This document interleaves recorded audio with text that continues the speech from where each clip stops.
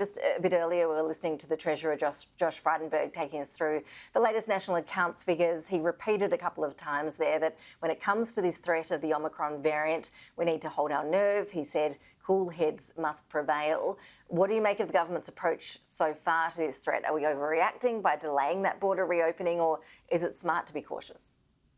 Well, look, I think on the basis of what we're seeing in other parts of the world and how they're reacting, it would seem pretty uniform with what's being done elsewhere. And I do think that the critical message at this point in time is keep calm and carry on.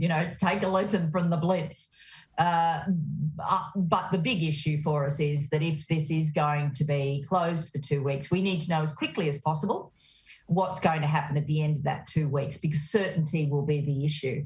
So beyond the fact that the industry needs skilled workers from those skilled immigrants and international students, we desperately have to make sure that Christmas for the domestic market is not impacted. Yeah, because I guess it is such a crucial period of the year, isn't it, for travel? Since that announcement that our borders would open, since that happened, have we actually seen an influx of bookings from international tourists or people overseas wanting to get home, or are people still being really cautious about booking because of our strict rules and the way that things have been going in terms of on again, off again? Yeah, look, international tourists will, unfortunately, I think, be a bit of a slow burn. High-yield tourists around the world are a bit cautious at the moment. They're having a good hard think before they go anywhere. I think the fact that Australia is such a safe destination will play in our favour in the end, but it's a much more complicated process to travel now, and that is also affecting people's willingness to, go to the airport and hop on a plane. But the critical part of this for us is consumer confidence. This will be the 5th set of school holidays in a row that have been impacted by COVID. It's almost like the virus has the most perfect of timing. It seems to happen just before the school holidays start. So for us, it's very important that the state governments hold the line that they all agreed to last night at National Cabinet, and that we get those borders opened as proposed as part of the national plan, or we really will see the sorts of failures in the industry that we've been, experiencing for some time now, and that we are projecting for the end of this year. With borders domestically opening in some parts of the country, Queensland due in the next couple of weeks, what is the domestic tourism outlook looking for the school holiday period? Well, look, I think importantly, first up is in fact visiting friends and family. It is that getting home as opposed to just the leisure holiday. It is people reconnecting. So you're seeing quite a bit of booking in that space and activity, very strong aviation bookings. At this point in time, though, the big thing that's changed is Australians have always been early bookers and very well organised. Well, we've become last-minute bookers now. So the next week or so will determine how many people will actually formalise their holiday arrangements and get a wriggle on. So I think it will be a good Christmas. It certainly will be a good Christmas if we don't have any border closures. And when you look at those international tourists, you mentioned it will be a slow burn, which we can all understand. When it comes to China, what's your thinking on that? I understand tourists from China were the biggest spenders in terms of the tourism market pre-COVID.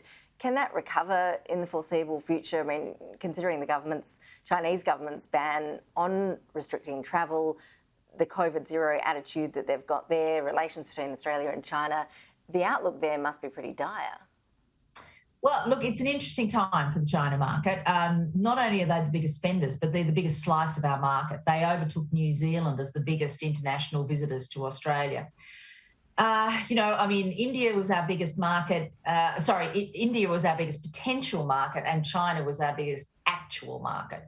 So we're hoping that we might see some growth in the China market, but I think there'll also be very significant growth in a whole range of Southeast Asian locations. And there's very good reasons that the government have, in the first instance, opened laneways for Australia with Korea, Japan, Singapore, even though those are in abeyance for the moment while we find out about Omicron.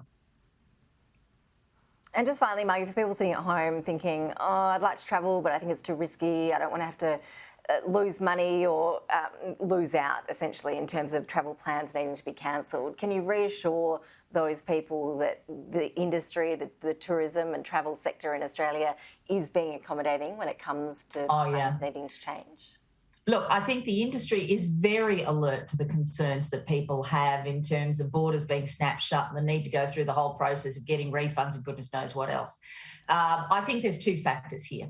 The industry is very focused on that and doing the right thing in 99.9% of cases, but also travellers have a responsibility to check the fine print themselves and make sure that they're looking at it good and hard. And certainly that's the indication we're getting. So much more accommodating, even more so than they were previously in the industry, and travellers being a lot better educated about the sorts of things they need to look for. Margy, Osmond, always appreciate your time. My pleasure. Thank you.